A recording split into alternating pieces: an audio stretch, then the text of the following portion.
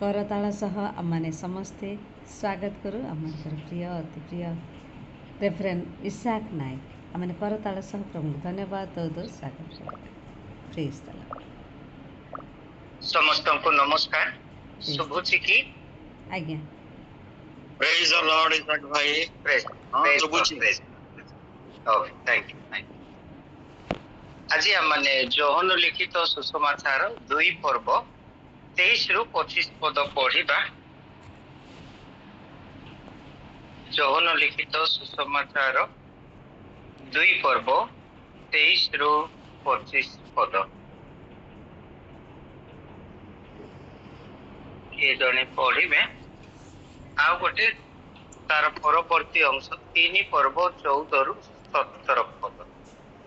Johan 2 पर्व 23 रु 25 पद। निस्तार पर्वर उत्सव समय से जेरुसालेम रे थिबा बेले अनेके ताहाको साधित आश्चर्य कर्म गुड़िक देखि ताहाको नाम रे विश्वास कले, किंतु जीसु सेमानको विश्वास न करी सेमानको ठारू आपणाको पृथक रखिले, कारण से समस्त को जानिथिले। पुणी केही जे मनुष्य विषय साक्ष्य देव एहा ताहाकर प्रयोजन नथिला, जेनु मनुष्य अंतर रे कोन अछि ताहा से आपे जानुथिले। आमेन। द्वितीय अंश 3 पर्व 14 रु 17। पुणी मूसा जे प्रकार प्रांतर रे सर्प को ऊर्ध्व को उठाइथिले, मनुष्य पुत्र अवश्य सेही प्रकार ऊर्ध्व को उठा जिबे, जेपरि जे केही तांको ठरे विश्वास करे से अनंत जीवन प्राप्त हुए। कारण ईश्वर जगत को एडे प्रेम कले जे से अपना अद्वितीय पुत्र को दान कले, जेपरि जे केही तांको ठरे विश्वास करे से विनष्ट नही अनंत जीवन प्राप्त हुए। जेनु जगतर विचार करिबा निमंते ईश्वर अपना पुत्र को जगत को प्रेरण न करी जगत जेपरि ताहाको द्वारा परित्राण प्राप्त हुए एथिपाई ताहाको प्रेरण कले। आमेन। धन्यवाद। प्रार्थना करिबा। प्रिय प्रभु आमे तुमको धन्यवाद देउछु ए प्रातः काल निमंते तुमे आमानको एक बहुत बड़ सुजोग देइछो तुमरी उपस्थिति को आसीबा सकाशे। प्रभु तुमरी पवित्र जीवंत एवं कार्य साधक उपस्थिति निमंते आमे तुमको शेष धन्यवाद देउछु। प्रभु माने तुमको धन्यवाद देउछु जेपरि प्रभु वाक्य लिखा जाय अछि मनुष्य मनरे कोन अछि ता तुमे जानिछो। प्रभु से क्रम तुमे प्रभु गीत द्वारा मध्य आमानकु प्रभु उत्साहित करिछो, सेथिपाई पुणी तुम उपर एक दृढ़ विश्वास रखिबा पई आमानकु सहायता करिथिबारु तुमरी गौरव करूछु। तुमरी वाक्य दे प्रभु तुमे आमानकु कथा को आमानकर अंतर्यामी परमेश्वर तुमे आमानकर अंतर आत्मार आवश्यकता जानिछ तुमे एवं सेही आवश्यकता तुमे ही पूर्ण मात्रा रे पूर्ण करिबा परमेश्वर। सेथिपाई तुम निकटे विशेष निवेदन करूछु प्रभु ए प्रातः काल रे तुमे आमानको हृदय मन आत्मा को प्रभु तुमरी सत्य रे पूर्ण करी परिपूर्ण कर।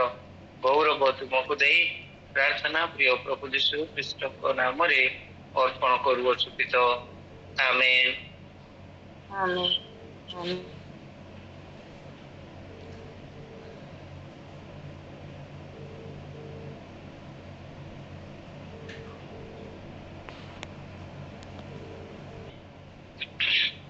अनेक दिन पूर्व 3 पर्व आम विस्तृत भाव आलोचना करूँ।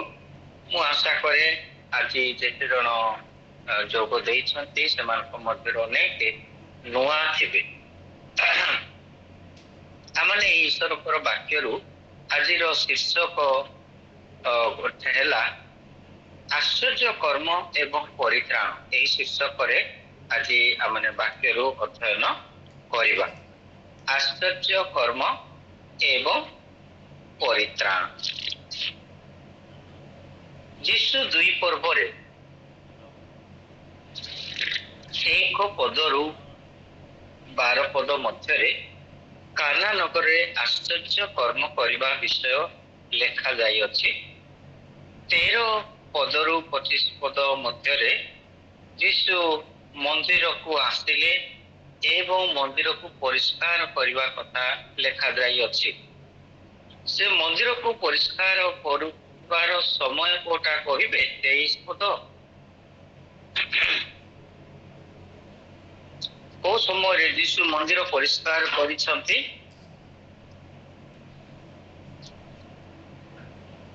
ଓକେ, 23 ପଦ ଅନୁସାରେ ନିସ୍ତାର ପର୍ବ ସମୟ ଥିଲା।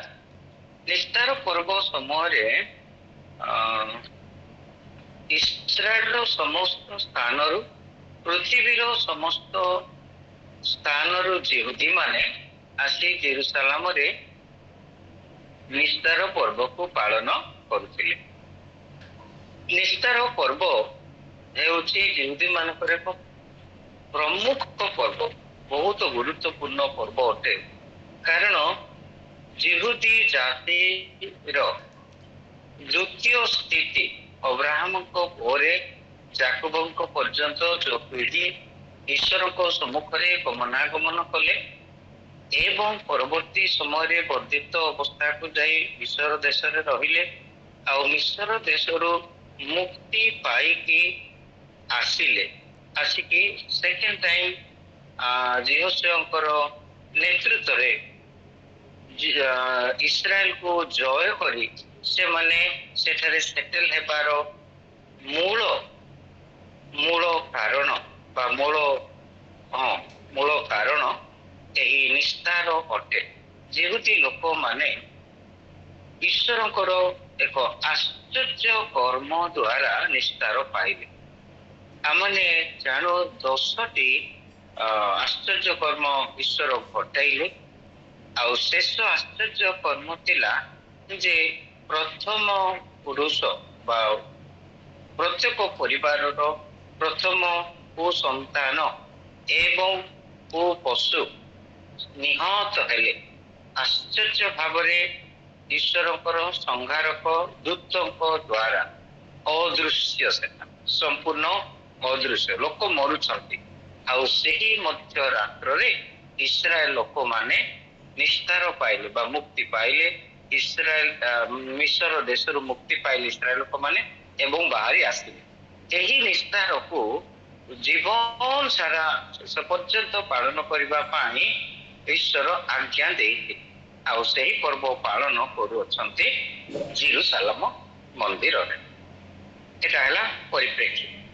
ସେହି ନିସ୍ତାର ପର୍ବ ସମୟରେ ଯୀଶୁ ଜେରୁସାଲେମରେ ଥିବା ବେଳେ ଅନେକ ତାହାଙ୍କ ସାଧିତ ଆଶ୍ଚର୍ଯ୍ୟ କର୍ମ ଗୁଡାକ ଦେଖି ତାହାଙ୍କ ନାମରେ ବିଶ୍ୱାସ କଲେ। ଯୀଶୁଙ୍କ ଦ୍ୱାରା ସାଧିତ ଆଶ୍ଚର୍ଯ୍ୟ କର୍ମ ବିଶ୍ୱାସ କରିବା ଭଲ ବିଷୟ ଅଟେ। ଆଉ ଅନେକ ଲୋକ ତାହାକୁ ବିଶ୍ୱାସ କଲେ। ତେବେ ଯୀଶୁ କୋଉ ପ୍ରକାରେ ସେହି ଲୋକମାନଙ୍କର ବିଶ୍ୱାସର ପ୍ରତି ଉତ୍ତର ଦେଉଛନ୍ତି ବା ପ୍ରତିକ୍ରିୟା ରଖୁଛନ୍ତି? 24 ଆଉ 25 ପଦରେ ଆମେ ଦେଖିବାକୁ ପାଇପାରୁଛୁ। 23ର ଶେଷ ଧାଡ଼ି, ତାହାଙ୍କ ସାଧିତ ଆଶ୍ଚର୍ଯ୍ୟ କର୍ମ ଗୁଡିକ ଦେଖି ତାହାଙ୍କ ନାମରେ ବିଶ୍ୱାସ କଲେ। 24 ପଦ, କିନ୍ତୁ ଯୀଶୁ ସେମାନଙ୍କୁ ବିଶ୍ୱାସ ନ କରି ସେମାନଙ୍କ ଠାରୁ ଆପଣାକୁ ପୃଥକ ରଖିଲେ, କାରଣ ସେ ସମସ୍ତଙ୍କୁ ଜାଣୁଥିଲେ। ପ୍ରିୟ ଭାଇ ଭଉଣୀ ମାନେ, ଆସୁ ଆମେ ଦେଖୁ ସେ ଯୀଶୁ କାହାକୁ ବିଶ୍ୱାସ କଲେ ନାହିଁ? ବିଶ୍ୱାସୀ ନା ଅବିଶ୍ୱାସୀ ମାନ?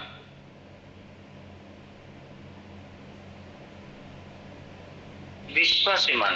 ତାଙ୍କ ନାମରେ ଯୋଉମାନେ ବିଶ୍ୱାସ କଲେ ସେମାନଙ୍କୁ ସେ ବିଶ୍ୱାସ କଲେ ନାହିଁ। କାରଣ କଣ? 25 ପଦ, ଯେ କାରଣ ସେ 24ର ଶେଷ ଧାଡ଼ି, କାରଣ ସେ ସମସ୍ତଙ୍କୁ ଜାଣୁଥିଲେ।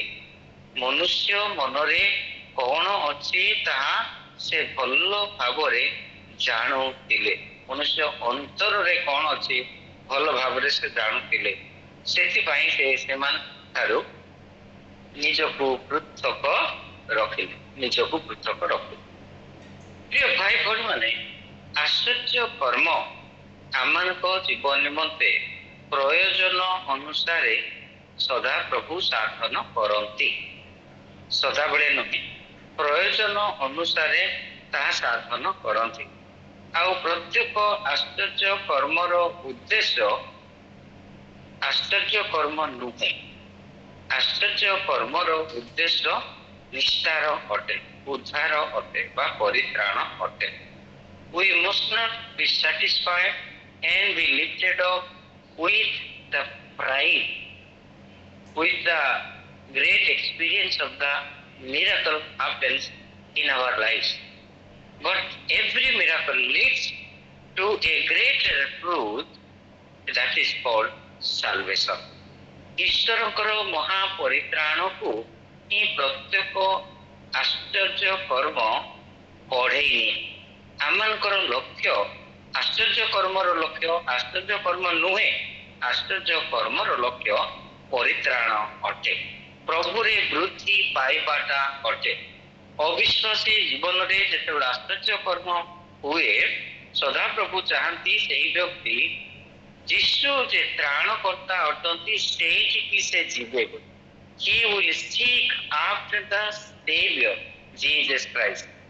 ସେ ଯେପରି ପରିତ୍ରାଣକର୍ତ୍ତା ଯୀଶୁଙ୍କୁ ଅନ୍ୱେଷଣ କରି ପରିତ୍ରାଣ ପ୍ରାପ୍ତ ହେବେ, ଆଶ୍ଚର୍ଯ୍ୟ କର୍ମକୁ ବିଶ୍ୱାସ ନ କରି ଆଶ୍ଚର୍ଯ୍ୟ କର୍ମ କରୁଥିବା ଯୀଶୁ କିଏ ବୋଲି ତାହାକୁ ଅନ୍ୱେଷଣ କରିବେ, ତାହା ଈଶ୍ୱରଙ୍କର ଇଚ୍ଛା ଅଟେ, ତାହା ଈଶ୍ୱରଙ୍କର ଇଚ୍ଛା। ସେଥିପାଇଁ ଯେତେବେଳେ ଏଠାରେ ଯେମିତି ଲୋକମାନଙ୍କୁ ଯୀଶୁ ବିଶ୍ୱାସ କଲେ ନାହିଁ, ଅନ୍ୟତ୍ର ରୁଟି ଖାଇକି ଯେଉଁମାନେ ଯୀଶୁଙ୍କ ପଛରେ ହଜାର ହଜାର ଲୋକ ଫଲୋ କରୁଥିଲେ, ତାଙ୍କର ଅନୁଗମନ କରୁଥିଲେ, ସେହି ଲୋକମାନଙ୍କୁ ମଧ୍ୟ ଯୀଶୁ କହିଲେ ଯେ ତୁମେ ମୋ ପାଇଁ ବୋଲି ନୁହେଁ, କିନ୍ତୁ ରୁଟି ଖାଇଥିବା ଯୋଗୁଁ ତୁମେ ମୋର ଅନୁଗମନ କରୁଅଛ ବୋଲିକି କହିଲେ। ବହୁତ ଗୁରୁତ୍ୱପୂର୍ଣ୍ଣ ଆରୋପ। ସ୍ୱୟଂ ପ୍ରଭୁ ଯୀଶୁ ଖ୍ରୀଷ୍ଟ ଯିଏ ନିଜେ ଆଶ୍ଚର୍ଯ୍ୟ କର୍ମ କରିଥିଲେ, ସେ ହିଁ ସେହି ଲୋକମାନଙ୍କୁ ଏଇ ଆରୋପ ଲଗାଉଛନ୍ତି ଯେ ତୁମେ ମୋ ସକାଶେ କିମ୍ବା ପରମେଶ୍ୱରଙ୍କ ସକାଶେ କିମ୍ବା ଜୀବନର ପରିତ୍ରାଣ ସକାଶେ ନୁହେଁ, ବରଂ ରୋଟି ମିରାକଲରେ ଯୋଉଟା ଖାଇଲ ସେହିପରି ମିରାକଲ ନିମନ୍ତେ ହିଁ, ଅର୍ଥାତ୍ ସାମାନ୍ୟ ଶାରୀରିକ ଖାଦ୍ୟ ମିରାକୁଲସଲି ମିଳୁ ବୋଲି ଭାବିକି ତୁମେ ମୋ ପଛରେ ଆସୁଅଛ ବୋଲି ଏକ ଗୁରୁତ୍ୱପୂର୍ଣ୍ଣ ଆରୋପ। We must take heed to this.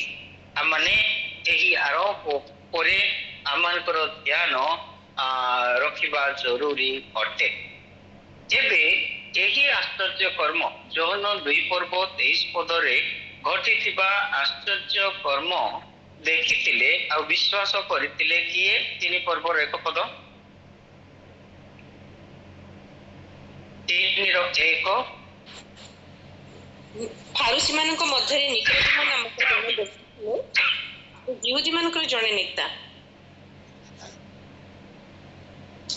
ଏହି ବ୍ୟକ୍ତି ଜଣକ ଯୀଶୁଙ୍କ ଦ୍ୱାରା ସାଧିତ ଆଶ୍ଚର୍ଯ୍ୟ କର୍ମକୁ ବିଶ୍ୱାସ କଲେ ଏବଂ ସେ ଯୀଶୁଙ୍କ ନିକଟକୁ ଆସି 2:2 ଆଶ୍ଚର୍ଯ୍ୟ କର୍ମ ବିଷୟରେ ଯୀଶୁଙ୍କୁ ବଖାଣୁ ଅଛନ୍ତି।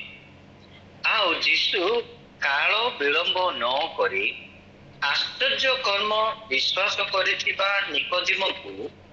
ନିକୋଦିମଙ୍କର ଅନ୍ତରରେ ଥିବା ଆବଶ୍ୟକତାକୁ ଜାଣିକି ସେ 3 ପଦ ପ୍ରତ୍ୟୁତ୍ତର କରୁଛନ୍ତି। 3 ପଦ।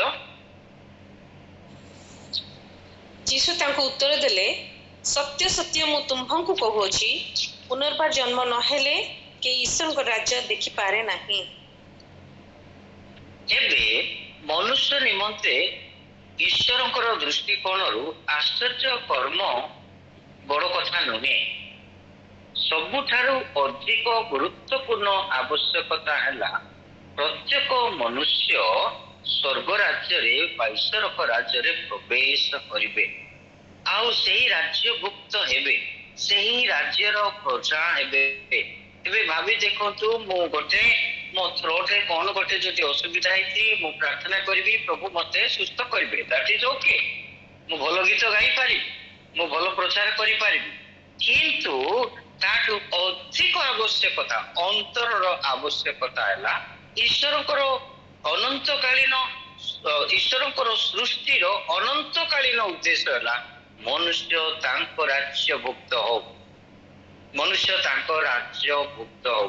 এইটা ହେଉଛି ଅତ୍ୟନ୍ତ ଗୁରୁତ୍ୱପୂର୍ଣ୍ଣ ବିଷୟ ଅଟେ। ପ୍ରତ୍ୟେକ ମନୁଷ୍ୟ ଯେ ପରିତ୍ରାଣ ପାଆନ୍ତୁ ଏହା ଈଶ୍ୱରଙ୍କର ଅନନ୍ତକାଳୀନ ଇଚ୍ଛା ଅଟେ। ଏହା ଈଶ୍ୱରଙ୍କର ଅନନ୍ତକାଳୀନ ଇଚ୍ଛା ଅଟେ। ଈଶ୍ୱର ପୃଥିବୀକୁ এই ପରିତ୍ରାଣ ନିମନ୍ତେ ସୃଷ୍ଟି କରିଅଛନ୍। ଏବେ ଭାବି ଦେଖନ୍ତୁ ଈଶ୍ୱରଙ୍କ ବାକ୍ୟ କଣ କହୁଅଛି ଯେ ଏହି ପୃଥିବୀ ଏବଂ ଆକାଶ ମଣ୍ଡଳ ଲୋପ ପାଇବ। ଆମେ ଜାଣିଛୁ ହୋପଫୁଲି ଆଶା କରେ। କାହିଁକି এটা ଲୋପ ପାଇବ? এটা କଣ ଏତେ ଗୁରୁତ୍ୱପୂର୍ଣ୍ଣ ନୁହେଁ? ଗୁରୁତ୍ୱପୂର୍ଣ୍ଣ ନୁହେଁ, କାରଣ ଏହାଠାରୁ ଅଧିକ ହାୟର ଲେଭେଲର ଉଚ୍ଚ ମାନର ଏବଂ ଅନନ୍ତକାଳୀନ ନୂତନ ପୃଥିବୀ ଅଟେ, ନୂତନ ଆକାଶ ମଣ୍ଡଳ, ନୂତନ ସ୍ୱର୍ଗ ଅଟେ। ସେଠାରେ ସମୁଦ୍ରର ଆବଶ୍ୟକତା ନାହିଁ। ତା ପ୍ରକାଶିତ ବାକ୍ୟରେ ସ୍ପଷ୍ଟ ଭାବରେ ଆମେ ଦେଖିବାକୁ ପାଇପାରୁଛୁ 21 ପର୍ବରେ ଯେ ପୁଣି ମୁଁ ଦେଖିଲି ନୂତନ ଆକାଶ ମଣ୍ଡଳର ନୂତନ ପୃଥିବୀ ଯେଉଁଠାରେ କି ସମୁଦ୍ର ନଥିଲା। ତାପରେ ଆମମାନେ ଦେଖୁଛୁ 7 ପର୍ବରେ ପ୍ରକାଶିତ ବାକ୍ୟରେ ଯେ ମୁଁ ସେଠାରେ ଲେଖାଯାଇଛି ଇସ୍ରାଏଲ ଲୋକମାନଙ୍କର 12 ଗୋଷ୍ଠୀଙ୍କର ଏକ ନିର୍ଦ୍ଦିଷ୍ଟ ସଂଖ୍ୟା ବିଶିଷ୍ଟ ଲୋକମାନେ ଈଶ୍ୱରଙ୍କ ରାଜ୍ୟରେ ପ୍ରବେଶ କରୁଅଛନ୍ତି। କିନ୍ତୁ ଈଶ୍ୱରଙ୍କର ଜିହୁଦୀ ଲୋକମାନଙ୍କୁ ଛାଡ଼ିଲେ ଅନ୍ୟ ଯେତେ ଲୋକମାନେ ଅଗଣିତ ଏକ ମହାଜନତା ଈଶ୍ୱରଙ୍କର ଆରାଧନା କରୁଅଛନ୍ତି। ବିଭିନ୍ନ ଭାଷାବାଦୀ, ସଂସ୍କୃତି, ସ୍ଥାନ, ଜାତି ଇତ୍ୟାଦି ବିଭିନ୍ନ ପ୍ରକାର, ବିଭିନ୍ନ କହିଲେ ପୃଥିବୀର ପ୍ରତ୍ୟେକ ଜାତି ସେଇଠାରେ ଅନ୍ତର୍ଭୁକ୍ତ ଅଟନ୍ତି। ସେଇଟା ହଉଛି ଈଶ୍ୱରଙ୍କର ଅଲ୍ଟିମେଟ, ଏଟା ହଉଛି ଈଶ୍ୱରଙ୍କର ଅନ୍ତିମ ଯୋଜନା। ପ୍ରତ୍ୟେକ ମନୁଷ୍ୟ ଏହି ପତିତ ଜଗତରୁ ଉଦ୍ଧାର ପାଇ, ପାପରୁ ଉଦ୍ଧାର ପାଇ ସେମାନେ ସେହି ମହାସ୍ୱର୍ଗରେ ପ୍ରବେଶ କରିବେ।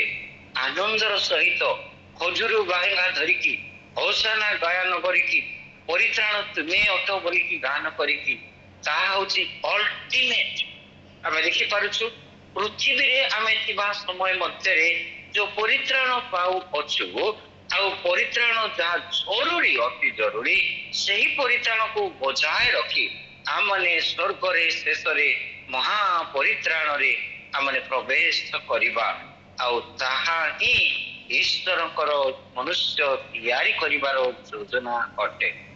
ଈଶ୍ୱର ମନୁଷ୍ୟକୁ ଆପଣା ସାଦୃଶ୍ୟରେ ତିଆରି କରିବାର ଉଦ୍ଦେଶ୍ୟ ସେ ଈଶ୍ୱରଙ୍କର ପରିତ୍ରାଣକୁ ପ୍ରାପ୍ତ ହୋଇ ପରିତ୍ରାଣରେ ବୃଦ୍ଧି ପାଇ ଯୀଶୁ ଖ୍ରୀଷ୍ଟଙ୍କ ସାଦୃଶ୍ୟରେ ସେ ପରିବର୍ତ୍ତିତ ହୋଇ ଶେଷରେ ସେ ଯେମିତି ପ୍ରତ୍ୟେକ ବିଶ୍ୱାସୀ ସେମିତି ହୋଇକି ସ୍ୱର୍ଗରେ ପ୍ରବେଶ କରିବେ ଏବଂ ଈଶ୍ୱରଙ୍କର ଚିରକାଳ ସ୍ତବ ଗାନ କରିବେ, ଉପାସନା କରିବେ। ଆଉ ଏ ମନୁଷ୍ୟକୁ ଈଶ୍ୱର ସୃଷ୍ଟି କରିବାର, ଆପଣା ସାଦୃଶ୍ୟରେ ସୃଷ୍ଟି କରିବାର ଉଦ୍ଦେଶ୍ୟ ହେଲା ତାହାଙ୍କର ସେ ସତ୍ୟ ଉପାସକ ହେବ, ତାଙ୍କର ସତ୍ୟ ଉପାସକ ହେବ। ଆମେ ପଢିବା ଯୋହନ 4 ପର୍ବ 23 ଆଉ 4 ପଦ, 23 ଆଉ 24 ପଦ। ଯୋହନ 4, 23 ଆଉ 24। କିନ୍ତୁ ଯେଉଁ ସମୟରେ ସତ୍ୟ ଉପାସକ ମାନେ ଆତ୍ମାରେ ଓ ସତ୍ୟରେ ପିତାଙ୍କର ଉପାସନା କରିବେ, ସେପରି ସମୟ ଆସୁଅଛି, ପୁଣି ବର୍ତ୍ତମାନ ସୁଦ୍ଧା ଉପସ୍ଥିତ। କାରଣ ପିତା ଏହି ପ୍ରକାର ଉପାସକ ଚାହାନ୍ତି। ଈଶ୍ୱର ଆତ୍ମା, ପୁଣି ଯେଉଁମାନେ ତାହାଙ୍କର ଉପାସନା କରନ୍ତି ଆତ୍ମାରେ ସତ୍ୟରେ ଉପାସନା କରିବା ସେମାନଙ୍କର ଉଚିତ। ଈଶ୍ୱର କୋଉ ଲୋକମାନଙ୍କୁ ତିଆରି କରି ଚାଲୁଛନ୍ତି? କାହାକୁ ତିଆରି କରି ଚାଲୁଛନ୍ତି? ସମୀରଣିଆ ସ୍ତ୍ରୀଙ୍କ ପରି, ଯାହାଙ୍କର କି 7 ସ୍ୱାମୀ ଥିଲେ। ଫାଷ୍ଟ 1 ଅରିଜିନାଲ, ତାପରେ 5, ତାପରେ 1। ଏ ପ୍ରକାର ସର୍ବମୋଟ 7 ସ୍ୱାମୀ ଥିବା ଅତୃପ୍ତ ଆତ୍ମା, ଅତୃପ୍ତ ଜୀବନ, ପ୍ରେମ ନିମନ୍ତେ ବ୍ୟାକୁଳ ହେଉଥିବା ଏହିପରି ନାରୀଙ୍କ ପରି ଇସାକ ନାୟକ ଏବଂ ଆହୁରି ଅନେକ ଏକ ଗନ୍ଧ୍ୟା ପାପୀ ମାନଙ୍କୁ से चाहती सत्य उपासक एबा निमंते सत्य उपासक एबा निमंते आमे अनेक समय उपासना को गुरुत्व देवछु वी रियली एडवर्टाइज उपासना को आमने एडवर्टाइज बिना एडवर्टाइज कहले ओडिया प्रचार करूछु आमने उपासना को प्रचार करूछु उपासना लीडर मान को प्रचार करूछु आमे सेमान को टेकुछु is a great worship leader बोली कहूछु वी नेवर थिंक ऑफ आमे सत्य उपासक हेउ बोली ईश्वर चाहती सेटा आमे चाहुना ईश्वरकर इच्छा प्रत्येक पापी मनुष्य पापर उद्धार पाई से सत्य उपासक हब ईश्वर संतान कहले सत्य उपासक हेबे God is making the whole world the true worshippers by giving salvation परित्राण देकी से सत्य उपासक तैयारी करू अछन सत्य उपासक एबे केमिति आश्चर्य कर्म जने व्यक्ति को आश्चर्य कर्म उपासक करे किंतु परित्राण पुनर्जन्म उद्धार पाप क्षमा मन परिवर्तन ईश्वर संतान होबा पाई साहाय्य करे जो ईश्वर संतान ईश्वर राज्य रे प्रवेश करी ईश्वर राज्य सम्मत उपासक हेबो once again ईश्वर राज्य सम्मत सत्य उपासक हेबो God is interested on that ईश्वर इच्छा जे प्रत्येक पापी मनुष्य पापरु उद्धार पाई आश्चर्य कर्मर अंशीदार नुहे आश्चर्य कर्मर अंशीदार नुहे बरं पापरु उद्धार पाई से माने ईश्वरंकर संतान होई ईश्वरंकर सत्य एवं आत्मार ईश्वरंकर सत्य एवं आत्मारे सत्य उपासक हेबे God wants a true worshippers केमती सेरा साधन हेबो तीन पर्व जत्न तीन पर्व 14 पद रु 17 पद माने पाठ करी अछु 14 रु 17 पद आउ 21 पद पर्यंत जन तीन पर्वर तीन पदर एक्सप्लेनेशन अटे जन तीन पर्वर तीन पदर एक्सप्लेनेशन हेउछि 5 पद रु 21 पद पर्यंत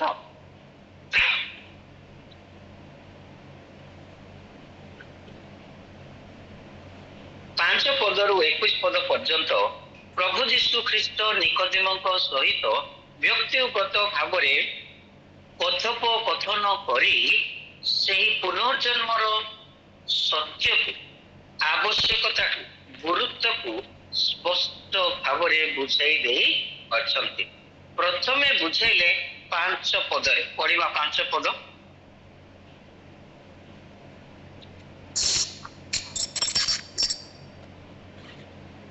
जीशु उत्तर देले सत्य सत्य मु तुम्हको कहूअछि जल आत्मार जन्म न हेले केही ईश्वर राज्य रे प्रवेश करि पारे नाही 6 पद मांस रु जहा जात ताहा मांस पुनी आत्मा रु जहा जात ताहा आत्मा तुमको अवश्य पुनर्बार जन्मिबाकू देव बोली मु जे तुमको कहली एथिरे चमत्कृत हुओ नाही पुनर्जन्म इज मस्ट पुनर्जन्म प्रत्येक व्यक्ति निमंते अति जरूरी अटे आश्चर्य कर्म आवश्यक अनुसार ईश्वर करती ताहा शेष नुहे ताहा लीड करुछि जन व्यक्ति को पुनर्जन्म निकट को बा पुनर्जन्म हेबाकू ताहा साहाय्य करे जीशु बुझे जाई कि 14 15 16 पद 17 पद बुझाई देले तेबे एई 16 पद को आमे बुझु आगरु अनेक दिन आगरु तो आमे आलोचना करितिलु मु जानि नै केते जनकर मने अछि एई सत्य एहा सत्य अटे कौनसी सत्य भूलिबार जिनिस नुहे कौनसी सत्य कामख्याली भाव में नेबाटा नुहे कौनसी सत्य केवल प्रशंसा करबा पई नुहे सत्य को ग्रहण कर बुझिकी ग्रहण करी एक सत्य जीवन काटिबा निमंते परमेश्वर सत्य ବାକ୍ୟ କୁହନ୍ତି। ଏହା ଈଶ୍ୱରଙ୍କର ସତ୍ୟ ଅଟେ, ଏହା ଈଶ୍ୱରଙ୍କର ସତ୍ୟ ଅଟେ। ଏହା କେବେ ପରିବର୍ତ୍ତନ ହେବ ନାହିଁ। ମନେ ରଖ। ଆଉ ପୁନର୍ଜନ୍ମ ହଉଛି ଅତି ଅତି ଅତି ଗୁରୁତ୍ୱପୂର୍ଣ୍ଣ ସତ୍ୟ ଅଟେ, ଯାହା ପ୍ରତ୍ୟେକଙ୍କ ପାଇଁ, ମୋ ପାଇଁ ଏବଂ ଆପଣମାନଙ୍କ ପାଇଁ, ଜଗତର ପ୍ରତ୍ୟେକ ମାନବ ଜାତି ନିମନ୍ତେ ଜରୁରୀ ଅଟେ। ତେବେ ଏହି ପୁନର୍ଜନ୍ମ, ଏହି ପରିତ୍ରାଣ କୋଉ ପ୍ରକାର ଘଟିବ? ଅନନ୍ତ ଜୀବନ ଜଣେ ବ୍ୟକ୍ତି କେମିତି ପାଇବେ? ଏ ପୁନର୍ଜନ୍ମ କେମିତି ପାଇବେ? 5 ପଦରେ ଲେଖାଯାଇଅଛି, ଜଳ ଏବଂ ଆତ୍ମାଙ୍କ ଦ୍ୱାରା ଜନ୍ମ ହେବାକୁ ପଡ଼ିବ। ଜଳରେ ଜନ୍ମ, ଆତ୍ମାଙ୍କ ଦ୍ୱାରା ଜନ୍ମ ଅଟେ। ଜଳରେ ଜନ୍ମ କହିଲେ କିଏ ହେଲେ କହିବେ କି? ତାହେଲେ ଯଦି ମନେ ଥିବ, ଜାଣିଛନ୍ତି, କୁହନ୍ତୁ। ଜଳ କହିଲେ କାହାକୁ ବୁଝାଏ?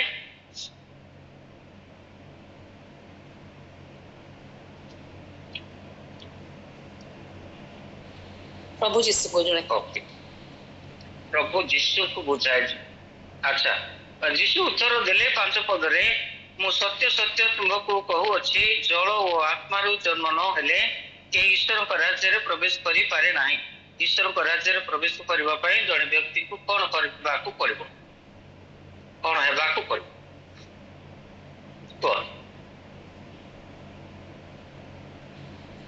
ବାପ୍ତିସ୍ମ ନେବାକୁ। ବାପ୍ତିସ୍ମ ନେବା ପାଇଁ ରତ୍ନା ଭଉଣୀ ବୋଧେ କହୁଛନ୍ତି। ଏବେ ରତ୍ନା ଭଉଣୀଙ୍କ ପରି ଅନେକ ଲୋକଙ୍କର ଧାରଣା, এই ଜଳରେ ଜନ୍ମ କହିଲେ ଲୋକ ବାପ୍ତିସ୍ମକୁ ବୁଝନ୍ତି। ଏମିତି ପ୍ରଚାର ବି ହେଇଛି, ତ କଥାଟା ଏ ପ୍ରକାର ପ୍ରଚାର ହେଇଛି, ସେଥିପାଇଁ ଆମେ ତାହା ଶୁଣିକି ଆମେ ଏହାକୁ ବିଶ୍ଳେଷଣ ନ କରିକି, ନିଜେ ନ ବୁଝିକି ତାହା ଗ୍ରହଣ କରି ଅଛୁ। ଏ ପ୍ରକାର ଅନେକ ବିଷୟ ରହୁଛି, ସ୍ୱାଭାବିକ ଅଟେ। କିନ୍ତୁ ଯେତେବେଳେ ପରମେଶ୍ୱର ନିଜର ସତ୍ୟକୁ ସ୍ପଷ୍ଟ ଭାବେ ପ୍ରକାଶ କରନ୍ତି, ସେଟା ଭୁଲିବାର ବିଷୟ ନୁହେଁ। ଏତିକି ମନେ ରଖିଥାଉ। ଜଳ ଏବଂ ଆତ୍ମାଙ୍କ ଦ୍ୱାରା ଜନ୍ମ ଅଟେ, ବାପ୍ତିସ୍ମ ନୁହେଁ। ଏଠାରେ ଯୀଶୁ କହୁନାହାନ୍ତି, ଦେଖନ୍ତୁ ଆପଣ ମାନଙ୍କର ବାଇବଲ 5 ପଦକୁ ମୁଁ ଯାହା ପଢୁଛି ତାହା ଶୁଣନ୍ତୁ, ଆପଣ ଯାହା ଲେଖା ହେଇଛି ତାହା ଦେଖନ୍ତୁ। ଯୀଶୁ ଉତ୍ତର ଦେଲେ, ସତ୍ୟ ସତ୍ୟ ମୁଁ ତୁମ୍ଭକୁ କହୁଅଛି, ଜଳ ଓ ଆତ୍ମାରୁ ବାପ୍ତିସ୍ମ ନ ହେଲେ କେହି ଈଶ୍ୱରଙ୍କ ରାଜ୍ୟରେ ପ୍ରବେଶ କରିପାରେ ନାହିଁ। ଶୁଣିଲେ?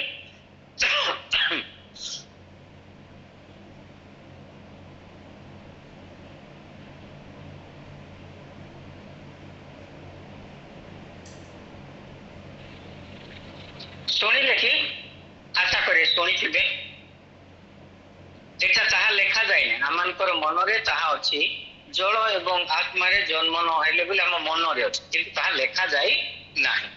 ତେବେ ଏଠିକାର ବିଷୟବସ୍ତୁ ହେଲା ପୁନର୍ଜନ୍ମ। ଟପିକ ହେଲା ପୁନର୍ଜନ୍ମ, ପୁଣି ଥରେ ଜନ୍ମ ହେବା। ଈଶ୍ୱର ତାହା କାର୍ଯ୍ୟ କରନ୍ତି ଆଉ ସାଧନ କରନ୍ତି। ଆଉ ପୁନର୍ଜନ୍ମ ଲୋକମାନେ କୋଉ ପ୍ରକାରେ ପାଇବେ? ଆମେ ପ୍ରଥମ ପିତର 1 ପର୍ବ 23 ପଦ ପଢିବା। ପ୍ରଥମ ପିତର 1 ପର୍ବ 23 ପଦ।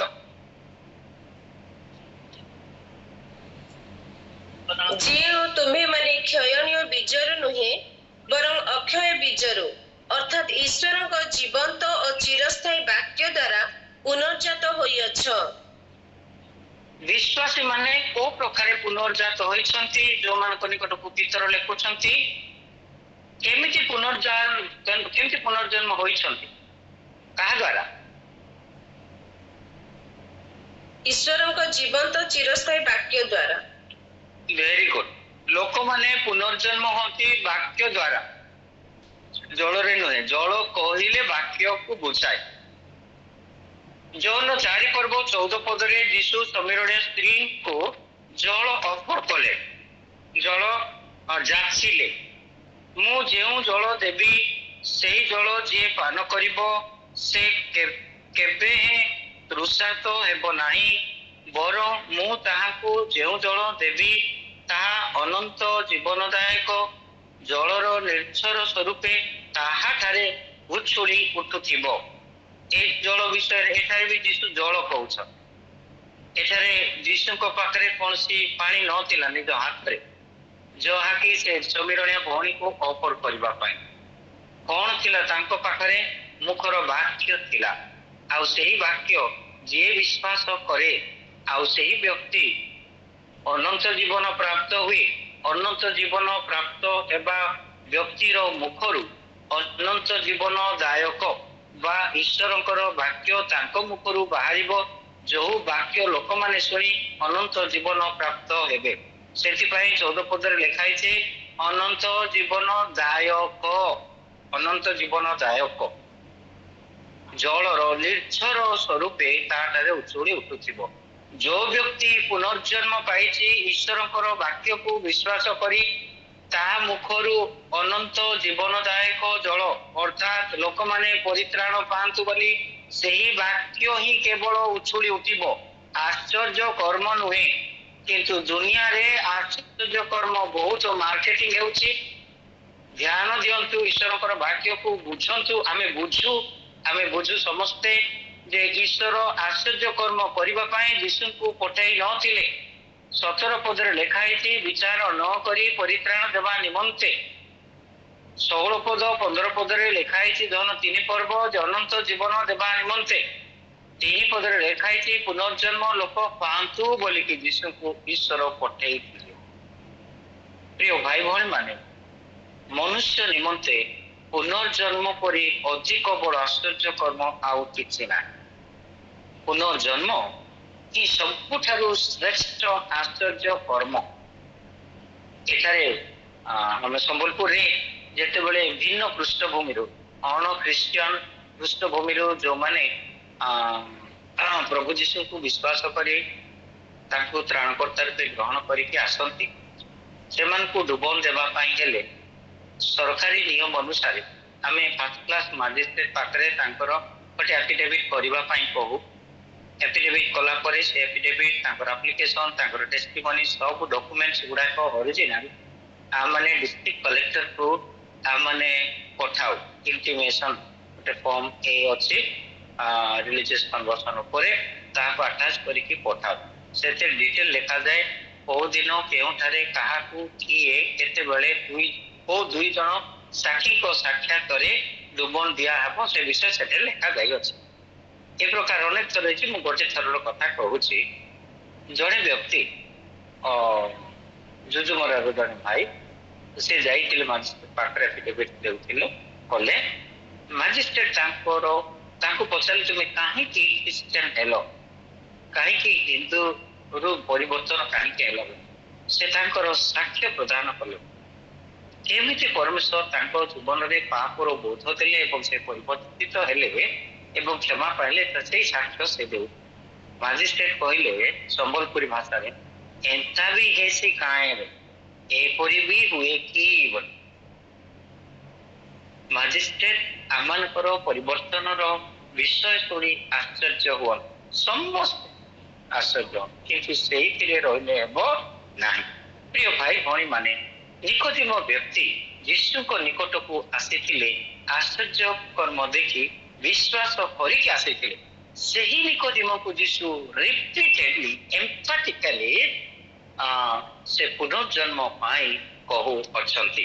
ତେବେ ପୁନର୍ଜନ୍ମ କେମିତି ହୁଏ ଆମେ ଦେଖିଲୁ। ପ୍ରଥମ ପିତର 1 ପର୍ବ 23 ପଦ, ଲୋକମାନେ ଈଶ୍ୱରଙ୍କର ବାକ୍ୟ ଯାହାକି ଜୀବନ୍ତ ଏବଂ ଚିରସ୍ଥାୟୀ ଅଟେ ସେହି ବାକ୍ୟକୁ ବିଶ୍ୱାସ କରି ସେମାନେ ପୁନର୍ଜନ୍ମ ପାଇଥିଲେ ବା ଲୋକମାନେ ପାଆନ୍ତି। ଏଠାରେ ଜନ 3 ପର୍ବ 14, 15, 16 ପଦରେ କେମିତି ଈଶ୍ୱରଙ୍କର ବାକ୍ୟ ବିଶ୍ୱାସ କଲେ ଲୋକମାନେ ପୁନର୍ଜନ୍ମ ହେବେ ଯୀଶୁ ନିଜେ ନିଜ ମୁଖରେ କହିଛନ୍ତି। ଆସନ୍ତୁ ଦେଖିବା 14 ଏବଂ 15 ପଦ। ମଣି ଦୟାକରି ପଢିବେ। ପୁଣି ମୂଷା ଯେ ପ୍ରକାର ପ୍ରାନ୍ତରରେ ସର୍ପକୁ ଉର୍ଦ୍ଧ୍ୱକୁ ଉଠାଇଥିଲେ, ମନୁଷ୍ୟ ପୁତ୍ର ଅବଶ୍ୟ ସେହି ପ୍ରକାର ଉର୍ଦ୍ଧ୍ୱକୁ ଉଠାଯିବେ। ଯେପରି ଯେ କେହି ତାହାଙ୍କଠାରେ ବିଶ୍ୱାସ କରେ ସେ ଅନନ୍ତ ଜୀବନ ପ୍ରାପ୍ତ ହୁଏ। ଅନନ୍ତ ଜୀବନ କିଏ ପ୍ରାପ୍ତ ହେବ? ଯିଏ ତାହାଙ୍କଠାରେ ବିଶ୍ୱାସ କରେ। କାହାଠାରେ ବିଶ୍ୱାସ କରିବ? 14 ପଦରେ ଲେଖାଯାଇଅଛି ମନୁଷ୍ୟ ପୁତ୍ରଙ୍କଠାରେ। କୋଉ ମନୁଷ୍ୟ ପୁତ୍ରଙ୍କଠାରେ? 14 ପଦରେ ଲେଖା ହେଇଛି ଯୋଉ ମନୁଷ୍ୟ ପୁତ୍ର ଉର୍ଦ୍ଧ୍ୱକୁ ଉଠାଯିବେ। ଭବିଷ୍ୟତ କାଳ ଉର୍ଦ୍ଧ୍ୱକୁ ଉଠାଯିବେ। କୋଉପରି ଉଠାଯିବେ? ପ୍ରଥମ ଧାଡ଼ି 14 ପଦ, ମୂଷା ପ୍ରାନ୍ତରରେ ଯେପରି ସର୍ପକୁ ଉର୍ଦ୍ଧ୍ୱକୁ ଉଠାଇଥିଲେ ସେହିପରି ମନୁଷ୍ୟ ପୁତ୍ର ଅର୍ଥାତ୍ ପ୍ରଭୁ ଯୀଶୁ ଖ୍ରୀଷ୍ଟ ऊर्ध्वକୁ उठाଯିବେ। ऊर्ध्वକୁ उठाଯିବେ କହିଲେ कि जणे कहबे कौन होई पारे? ऊर्ध्वକୁ उठाଯିବେ କହିଲେ कौन? क्रुशबिद्ध 14 पद। हाँ, क्रुशबिद्ध अटे। आमे मनरे न आणु यह स्वर्गारोहण बोली, यह पुनरुत्थान बोली, यह ट्रांसफिगरेशन बोली कि आमे न अन्य, कारण सेटा स्पष्ट भावे उदाहरण दिया जाए।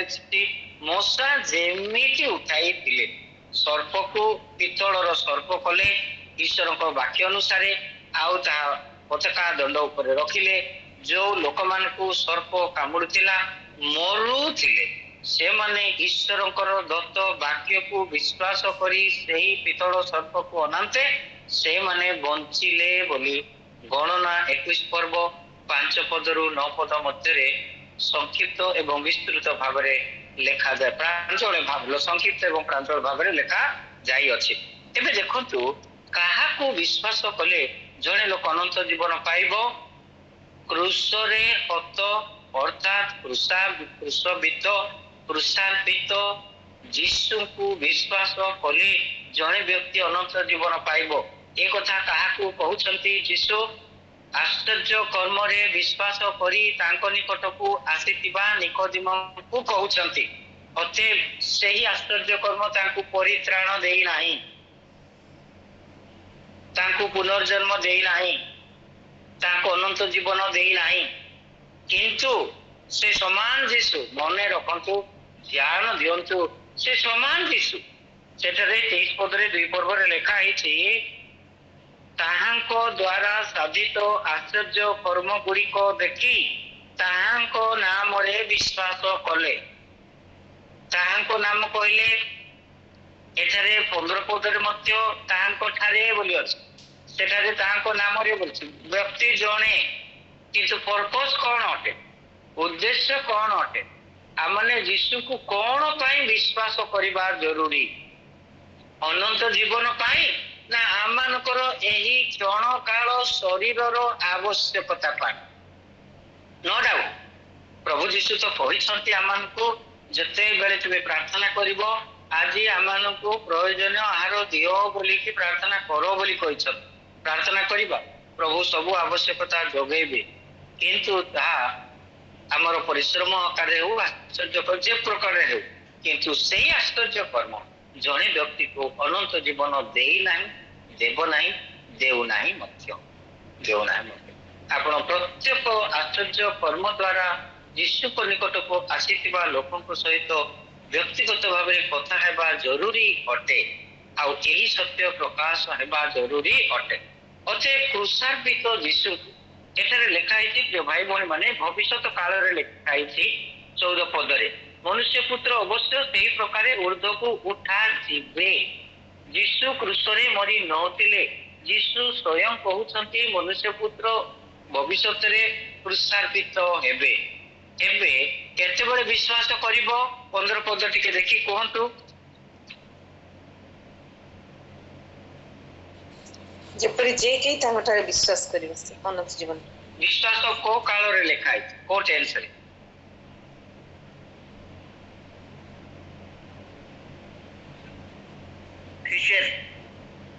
फ्यूचर टेंस रे लेखा है।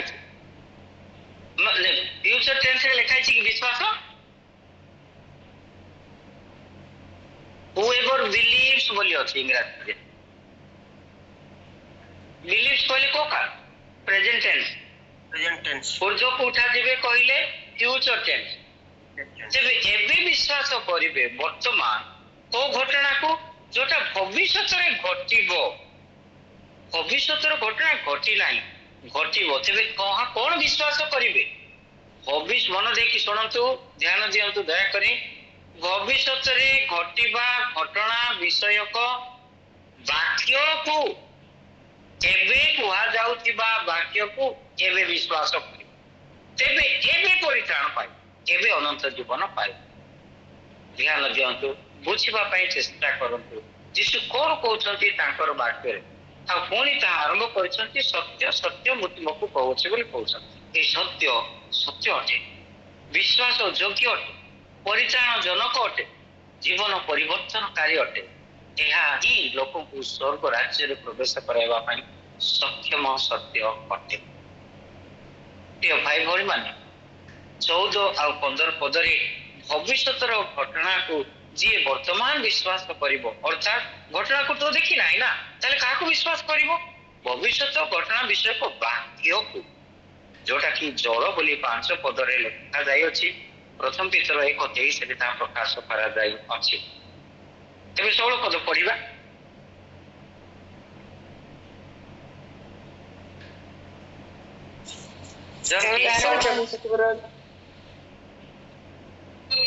କାରଣ ଈଶ୍ୱର ଜଗତକୁ ଏଡେ ପ୍ରେମ କଲେ ଯେ ସେ ଆପଣ ଅଦ୍ୱିତୀୟ ପୁତ୍ରଙ୍କୁ ଦାନ କଲେ, ଯେପରି ଯେ କେହି ତାଙ୍କ ଠାରେ ବିଶ୍ୱାସ କରେ ସେ ବିନଷ୍ଟ ନ ହୋଇ ଅନନ୍ତ ଜୀବନ ପ୍ରାପ୍ତ ହୁଏ। ଏଠାରେ ଯୀଶୁ ପୁନର୍ବାର କହୁଅଛନ୍ତି ବିଶ୍ୱାସ କରିବା କଥା। କାହାକୁ ବିଶ୍ୱାସ କରିବେ? ପ୍ରଥମ ଧାଡ଼ିରେ ଲେଖା ହେଇଛି କାରଣ ଈଶ୍ୱର ଜଗତକୁ ଏଡେ ପ୍ରେମ କଲେ, ଈଶ୍ୱରଙ୍କର ପ୍ରେମକୁ ବିଶ୍ୱାସ କଲେ। ଓକେ, ନେକ୍ସଟ ହେଲା ଦାନ କଲେ ବୋଲି ଲେଖା ହେଇଛି। କାହାକୁ ଦାନ କଲେ? ତାହାଙ୍କୁ ବିଶ୍ୱାସ କଲେ ବୋଲି ଲେଖାଯାଇଛି। ଅଦ୍ୱିତୀୟ ପୁତ୍ରଙ୍କୁ ଦାନ କଲେ। ଓ ଅଦ୍ୱିତୀୟ ପୁତ୍ର, ଇଂରାଜୀରେ ଟିକେ ବି ପଢିଲେ ଠିକ ହେବ। ନ୍ୟୁ କିଙ୍ଗ ଜେମ୍ସ ବର୍ସନ ପଢିବେ।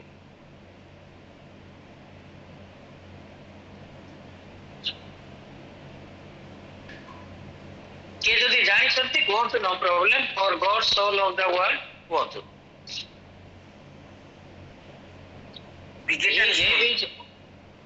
ସରି, begotten son। ହଁ, ସେଠାରେ ଲେଖା ହେଇଛି ଯେ for God so loved the world he gave his only begotten son, whoever believes in him will not perish but will have everlasting life ବୋଲି ପ୍ରକାଶ କରୁଛି। only begotten କହିଲେ ଓଡ଼ିଆ ତର୍ଜମାରେ ତାହା ନାହିଁ। only କହିଲେ କେବଳ ତର୍ଜମା ହେଇଛି ଅଦ୍ୱିତୀୟ ବୋଲି, begotten ଶବ୍ଦର ତର୍ଜମା ହୋଇ ନାହିଁ। ଆଉ ସେହି only begotten son କୁ begotten କହିଲେ ଜନ୍ମିତ, beget କହିଲେ ଜନ୍ମ ଦେବା, begot କହିଲେ ଜନ୍ମ ଦେଲେ, begotten କହିଲେ ଜନ୍ମ ହୋଇଥିବା ବା ଜନ୍ମିତ। ଅତଏବ ପ୍ରଭୁ ଯୀଶୁ ଖ୍ରୀଷ୍ଟ 16 ପଦରେ ନିଜର ଜନ୍ମ ବିଷୟ କହୁଛନ୍ତି, 14 ପଦରେ ତାଙ୍କର ମରଣ ବିଷୟ କହୁଅଛନ୍ତି, 13 ପଦରେ ପୁନର୍ଥିତ ହୋଇକି ସ୍ୱର୍ଗାରୋହଣ ହେବା କଥା କହୁଅଛନ୍ତି। ଠିକ ଓଲଟା କାଉଣ୍ଟ ଡାଉନ ସେ କରୁଅଛନ୍ତି। ଦେଖନ୍ତୁ 13 ପଦରେ, ଆଉ ଯେଉଁ ମନୁଷ୍ୟ ପୁତ୍ର ସ୍ୱର୍ଗରୁ ଅବତରଣ କଲେ ତାହାଙ୍କ ବିନା ଆଉ କେହି ସ୍ୱର୍ଗାରୋହଣ କରି ନାହିଁ, ଯୀଶୁ ହିଁ ସ୍ୱର୍ଗାରୋହଣ କରିବେ ବୋଲିକି ସେଠାରେ ସେ ସୂଚନା ଦେଉଅଛନ୍ତି। 14 ପଦରେ ତାର ପୂର୍ବ ଘଟଣା କ୍ରୁଶରେ ମରଣ ବିଷୟ ଯୀଶୁ କହୁଅଛନ୍ତି, ମନୁଷ୍ୟ ପୁତ୍ର ଉର୍ଦ୍ଧ୍ୱକୁ ଉଠାଯିବେ। 16 ପଦରେ ସେ କହୁଅଛନ୍ତି ନିଜର ଜନ୍ମ ବିଷୟ, କାରଣ ଈଶ୍ୱର ଜଗତକୁ ଏଡେ ପ୍ରେମ କଲେ ଯେ ସେ ଆପଣା ଅଦ୍ୱିତୀୟ ଜନ୍ମିତ ପୁତ୍ରଙ୍କୁ ଦାନ କଲେ। ଜନ୍ମ ଦେଇକି ସେ ଦାନ କରୁ ଅଛନ୍ତି। ପ୍ରିୟ ଭାଇ ଭଉଣୀ ମାନେ, 16 ପଦରେ କାହାକୁ ବିଶ୍ୱାସ କରିବା? ପ୍ରଥମ ଧାଡ଼ିରେ ଲେଖାଯାଇଛି ଅତୀତ କାଳରେ, କାରଣ ଈଶ୍ୱର ଜଗତକୁ ଏଡେ ପ୍ରେମ କଲେ। ଈଶ୍ୱରଙ୍କର ପ୍ରେମ ଅବର୍ଣ୍ଣନୀୟ। ଆମ ପାଇଁ ସେତେବେଳେ, ତାଙ୍କ ପାଇଁ ଚିରକାଳ ପାଇଁ ଏହା ଅତି ମହାନ ପ୍ରେମ ଅଟେ। ତା ଅତୀତ କାଳରେ ଲେଖା ହେଇଛି। ଦାନ କରିବା ବିଷୟ ମଧ୍ୟ ଅତୀତ କାଳରେ ଲେଖା ହେଇଛି, କାରଣ ଯୀଶୁ ସେତେବେଳକୁ ଜନ୍ମ ହୋଇ ସାରିଥିଲେ। କ୍ରୁଶରେ ମୃତ୍ୟୁ ଭୋଗ କରିବା ବାକି ଥିଲା, ସେଥିପାଇଁ ସେଟା ଭବିଷ୍ୟତ କାଳ ସେତେବେଳେ ହେଲା।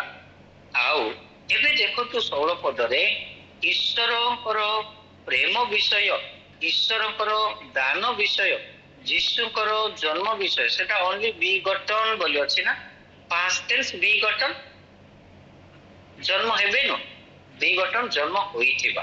ତିନୋଟି ବିଷୟ ଦେଖୁଛୁ, ପ୍ରେମ କଲେ, begot କଲେ ଏବଂ ଦାନ କଲେ ବା ଜନ୍ମ ହେଲେ। ଏ ତିନୋଟି ଘଟଣା ଅତୀତ କାଳରେ ଲେଖାଯାଇଅଛି। ଏବେ କିନ୍ତୁ ବିଶ୍ୱାସ ଏବେ କରିବା ପାଇଁ କୁହାଯାଉଅଛି। ଅତଏବ ଅତୀତ ଘଟଣାକୁ ଆମେ ଦେଖିପାରିବା ନାହିଁ। ଈଶ୍ୱରଙ୍କର ବାକ୍ୟ ସମସ୍ତ ଅତୀତ ଘଟଣା ଏବଂ ଭବିଷ୍ୟତ ଘଟଣାର ହିଁ ରେକର୍ଡ ଅଟେ। ଏହା ଛଡା ଅଲଗା ବିଷୟ ନାହିଁ। ଆଉ ବର୍ତ୍ତମାନ କାଳର ପାଳି ଆମ ପାଇଁ ଅଟେ, ତାହା ଆମ ଜୀବନରେ ଘଟିବା ଜିନିଷ ଅଟେ। ଆମେ ଯେତେବେଳେ ବିଶ୍ୱାସ କରୁ, ବିଶ୍ୱାସର ଫଳସ୍ୱରୂପ ଆମେ ଯାହା ପାଉ ତାହା ବର୍ତ୍ତମାନ କାଳର ଅଟେ। ସେମିତି ଲେଖା ହେଇଛି, ଧାର୍ମିକ ବିଶ୍ୱାସ ଦ୍ୱାରା ବଞ୍ଚିବ। The righteous live by faith. Righteous live by faith. ଏଇଟା ହଉଛି ବର୍ତ୍ତମାନ କାଳ ଅଟେ, କିନ୍ତୁ ଅତୀତ କାଳର ବାକ୍ୟ ଅଟେ, ଭବିଷ୍ୟତ କାଳର ବାକ୍ୟ ଅଟେ, ବିଶ୍ୱାସ ବର୍ତ୍ତମାନ କାଳ ଅଟେ। ସେଥିପାଇଁ ଜଳରେ ଜନ୍ମ କହିଲେ ଯୀଶୁଙ୍କ ମୁଖରୁ ନିର୍ଗତ ଈଶ୍ୱରଙ୍କର ବାକ୍ୟ ଯେତେବେଳେ ଆମେ ବର୍ତ୍ତମାନ ବିଶ୍ୱାସ କରୁ, ଆମେ ପୁନର୍ଜନ୍ମ ହେଉ। ଭାଇ ଭଉଣୀ ମାନେ, ଏବେ ଦେଖନ୍ତୁ ଆଶ୍ଚର୍ଯ୍ୟ କର୍ମ 2 ପର୍ବରେ ରହିଗଲା। 3 ପର୍ବରେ ତାଠାରୁ ଅଧିକ ଆଶ୍ଚର୍ଯ୍ୟ କର୍ମ ବିଷୟରେ ବିସ୍ତୃତ ଭାବରେ ବୁଝାଇ ଦିଆଯାଉଅଛି। ତାହା ହେଲା ଯେ ପୁନର୍ଜନ୍ମ। ତାହା ଘଟିବ କେମିତି? ଈଶ୍ୱରଙ୍କ ବାକ୍ୟ ବିଶ୍ୱାସ କରିବା ଦ୍ୱାରା। ସେଠାରେ ଏହି ପ୍ରକାର ବାରମ୍ବାର ମତେ କହୁଥିଲେ ଯେ ସେଠାରେ କହିବା ଲେଖା ଯାଇଅଛି,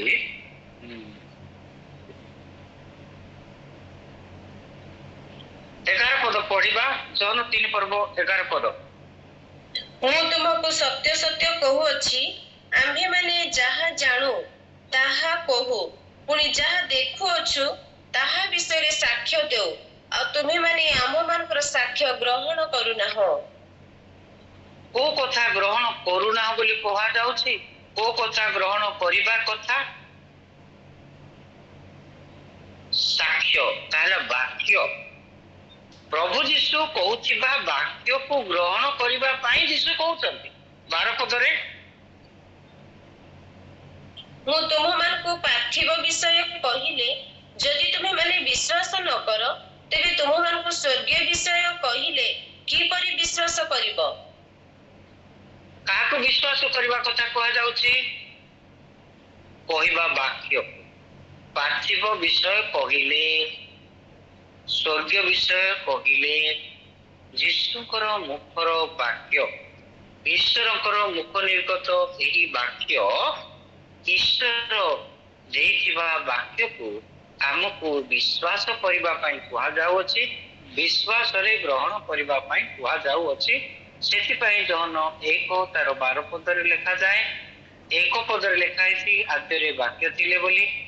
12 ପଦରେ ସେଥିପାଇଁ କୁହାଯାଉଅଛି ଯେ ମାତ୍ର ଯେତେ ଲୋକ ତାହାଙ୍କୁ ଗ୍ରହଣ କଲେ, ଦ ୱାର୍ଡ ଇନ୍ ପର୍ସନ, ଈଶ୍ୱରଙ୍କର ବାକ୍ୟ ଯାହାକି ବ୍ୟକ୍ତିରେ ଅଛନ୍ତି ତାହାଙ୍କୁ ବିଶ୍ୱାସ, ତାହାଙ୍କୁ ଗ୍ରହଣ କଲେ ବୋଲି ଲେଖାଏ। ଅର୍ଥାତ୍ ତାହାଙ୍କ ନାମରେ ବିଶ୍ୱାସ କଲେ, ସେ ସମସ୍ତଙ୍କୁ ସେ ଈଶ୍ୱରଙ୍କ ସନ୍ତାନ ହେବାର ଅଧିକାର ଦେଲେ। ପ୍ରିୟ ଭାଇ ଭଉଣୀ ମାନେ, ଆମମାନେ ଈଶ୍ୱରଙ୍କୁ ଧନ୍ୟବାଦ ଦେଉ ଯେ ସେ ଆମମାନଙ୍କୁ ତାଙ୍କର ଏହି ବାକ୍ୟ ଦେଇ ଅଛନ୍ତି। ଏହା ଚିରସ୍ଥାୟୀ ଅଟେ। ଆକାଶ ଲୋପ ପାଇବ, ଈଶ୍ୱରଙ୍କର ବାକ୍ୟ ନୁହେଁ। ଈଶ୍ୱରଙ୍କର ବାକ୍ୟ ଈଶ୍ୱରଙ୍କ ସତ୍ୟ ଅଟେ। ଈଶ୍ୱରଙ୍କର ସତ୍ୟ ହେଲା ଯେ ଆମେ ପ୍ରତ୍ୟେକ ପୁନର୍ଜନ୍ମ ହେଉ, ପରିତ୍ରାଣ ପ୍ରାପ୍ତ ହଉ, ଅନନ୍ତ ଜୀବନ ପାଉ। ଏହା ଈଶ୍ୱରଙ୍କର ଇଚ୍ଛା ଅଟେ। ତାହା କେମିତି? ତାଙ୍କ ବାକ୍ୟକୁ ବିଶ୍ୱାସ କରି ଗ୍ରହଣ କରିବା। ଆଶ୍ଚର୍ଯ୍ୟ କର୍ମରେ ଆମମାନେ ସନ୍ତୁଷ୍ଟ ହେବା ନାହିଁ, ତାଠୁ ବଡ଼ ଆଶ୍ଚର୍ଯ୍ୟ କର୍ମ ପରିତ୍ରାଣ, ଅନନ୍ତ ଜୀବନ, ପୁନର୍ଜନ୍ମ ଜରୁରୀ ଅଟେ। ସେଥିପାଇଁ ବାକ୍ୟରେ ଲେଖାଯାଏ, you must be born again. ଅବଶ୍ୟ ତୁମକୁ ପୁନର୍ଜନ୍ମ ହେବାକୁ ପଡ଼ିବ, ଏଇଥିରେ ଚମତ୍କୃତ ହୁଅ ନାହିଁ ବୋଲିକି ଲେଖାଯାଉଅଛି। ଯୀଶୁ ତାହା ନିଜେ କହୁଅଛନ୍ତି। ପୁଣି ଆତ୍ମାରେ ଜନ୍ମ କଥା କୋଉ ପ୍ରକାର ଅଟେ? ଆମେ ଜନ 3 ପର୍ବ 5 ପଦର ଦ୍ୱିତୀୟ ଅଂଶରେ ଦେଖିବାକୁ ପାଇପାରୁଛୁ, ଜଳ ଓ ଆତ୍ମାରୁ ଜନ୍ମ। ଜନ 1 ପର୍ବ 12 ଆଉ 13 ପଦ ଦୟାକରି ପଢିବେ, ଅଳ୍ପ ସମୟରେ ଆମେ ସାରୁଥିବା। ମାତ୍ର ଯେତେ ଲୋକ ତାହାଙ୍କୁ ଗ୍ରହଣ କଲେ, ଅର୍ଥାତ୍ ଯେଉଁମାନେ ତାହାଙ୍କ ନାମରେ ବିଶ୍ୱାସ କଲେ, ସେ ସମସ୍ତଙ୍କୁ ସେ ଈଶ୍ୱରଙ୍କ ସନ୍ତାନ ହେବା ନିମନ୍ତେ ଅଧିକାର ଦେଲେ। ସେମାନେ ରକ୍ତରୁ, ଶରୀରର ଇଚ୍ଛାରୁ ଅବା ମନୁଷ୍ୟର ଇଚ୍ଛାରୁ ଜାତ ହେଲେ ନାହିଁ, ବରଂ ଈଶ୍ୱରଙ୍କ ଠାରୁ ଜାତ ହେଲେ। କୋଉମାନେ ଈଶ୍ୱରଙ୍କ ଠାରୁ ଜାତ ହେଲେ? 12 ପଦର ଶେଷ ଧାଡ଼ି ଅନୁସାରେ ଈଶ୍ୱରଙ୍କର ସନ୍ତାନ, ଈଶ୍ୱରଙ୍କ ଠାରୁ ଜାତ ହେବା ଯୋଗୁ ସେମାନେ ଈଶ୍ୱରଙ୍କର ସନ୍ତାନ ହୁଅନ୍ତି। ମୁଁ ମୋ ବାପାଙ୍କ ଠାରୁ ଜାତ ହେଇଥିବା ଯୋଗୁ ମୁଁ ମୋ ବାପାର ପୁଅ ଅଟେ, ପୁତ୍ର ଅଟେ। ପ୍ରିୟ ଭାଇ ଭଉଣୀ ମାନେ, ଈଶ୍ୱର ଜନ୍ମ ଦିଅନ୍ତି। ପୁନର୍ଜନ୍ମ ପାଠଟା ପ୍ରଥମ ଜନ୍ମ ଆମମାନଙ୍କୁ ଆମର ବାପା ମା ଦେଇ ଅଛନ୍ତି, କିନ୍ତୁ ପୁନର୍ବାର ଜନ୍ମ, ଦ୍ୱିତୀୟ ଜନ୍ମ ଈଶ୍ୱର ଦିଅନ୍ତି। ହାଲେଲୁୟା, ପ୍ରଭୁଙ୍କର ଗୌରବ ହେଉ। ଈଶ୍ୱର ଜନ୍ମ ଦିଅନ୍ତି। ପୁନର୍ଜନ୍ମ ଆମର ହସ୍ତକୃତ କର୍ମ ନୁହେଁ, ତାହା ଈଶ୍ୱରଙ୍କର କାର୍ଯ୍ୟ ଅଟେ। ସେଥିପାଇଁ ତାହା ସବୁଠାରୁ ବଡ଼ ଆଶ୍ଚର୍ଯ୍ୟ କର୍ମ ଅଟେ। ତେବେ ଈଶ୍ୱର କିଏ ଯିଏକି ଜନ୍ମ ଦିଅନ୍ତି? 4 ପର୍ବ 24 ପଦ ପ୍ରଥମ ଅଂଶ। ଈଶ୍ୱର କିଏ ଅଟନ୍ତି? ଜହନ 4:24। ଈଶ୍ୱର ଆତ୍ମା ଅଟନ୍ତି। ଏବେ ଦେଖୁଛୁ, ଈଶ୍ୱର ଯିଏକି ଆତ୍ମା, ସିଏ ଆତ୍ମାରେ ଜନ୍ମ ଦିଅନ୍ତି। କାହାକୁ? ଆତ୍ମିକ ସନ୍ତାନ ସେମାନେ ହୁଅନ୍ତି। ଈଶ୍ୱରଙ୍କର ଗୌରବ, ପ୍ରଭୁଙ୍କର ପ୍ରଶଂସା। ଆଉ ପରମେଶ୍ୱର ସ୍ୱୟଂ ସେ ଆମ୍ଭମାନଙ୍କୁ କଥା କୁହନ୍ତି, ତାଙ୍କ ଆତ୍ମାଙ୍କ ଦ୍ୱାରା ସତ୍ୟର ବୋଧ ଆମମାନଙ୍କୁ ଦିଅନ୍ତି, ଆମମାନଙ୍କ ପାପର ବୋଧ ଦିଅନ୍ତି। ଜହନ 16 ପର୍ବ 8-11 ପଦ ମଧ୍ୟରେ ତା ବିଷୟ ଲେଖାଯାଇଅଛି। ପବିତ୍ର ଆତ୍ମା ଯେତେବେଳେ ଆସିବେ, ସେ ଜଗତକୁ ପାପ, ଧାର୍ମିକତା, ବିଚାର ବିଷୟରେ ପ୍ରମାଣ ଦେବେ। ଇଂରାଜୀରେ ଲେଖାଯାଏ he will convict, ଅନ୍ତରରେ ପ୍ରମାଣ ଦେବେ। କଣ ବୋଲି?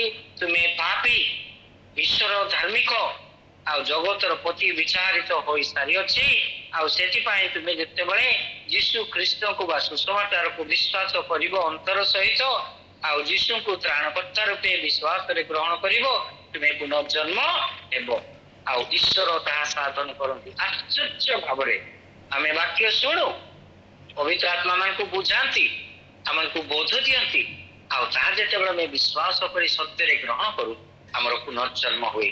ସବୁଠାରୁ ଶ୍ରେଷ୍ଠ ଆଶ୍ଚର୍ଯ୍ୟ କର୍ମ ମନୁଷ୍ୟ ଜୀବନ ନିମନ୍ତେ, ଯାହାକି ତାହାକୁ ସ୍ୱର୍ଗକୁ ନେଇକି ଯାଏ, ଏଇ ବର୍ତ୍ତମାନ କାଳରେ ସ୍ୱର୍ଗ ରାଜ୍ୟରେ ପ୍ରବେଶ କରିବା ପାଇଁ ସାହାଯ୍ୟ କରେ, ସ୍ୱର୍ଗ ରାଜ୍ୟର ଜୀବନ ବଞ୍ଚିବା ପାଇଁ ତାହାକୁ ସାହାଯ୍ୟ କରେ। ପ୍ରଭୁ ଆମମାନଙ୍କୁ ଅନୁଗ୍ରହ ଦିଅନ୍ତୁ। ଏହି ସ୍ପଷ୍ଟ ସତ୍ୟ ଆମେ ବୁଝି ରଖୁ ଯେ ଆଶ୍ଚର୍ଯ୍ୟ କର୍ମ ପରିତ୍ରାଣ ନୁହେଁ, କିନ୍ତୁ ପରିତ୍ରାଣ ପୁନର୍ଜନ୍ମ ଦ୍ୱାରା ଘଟିଥିବା ଏକ ମହା ଆଶ୍ଚର୍ଯ୍ୟ କର୍ମ ଅଟେ, ମହା ଆଶ୍ଚର୍ଯ୍ୟ କର୍ମ ଅଟେ।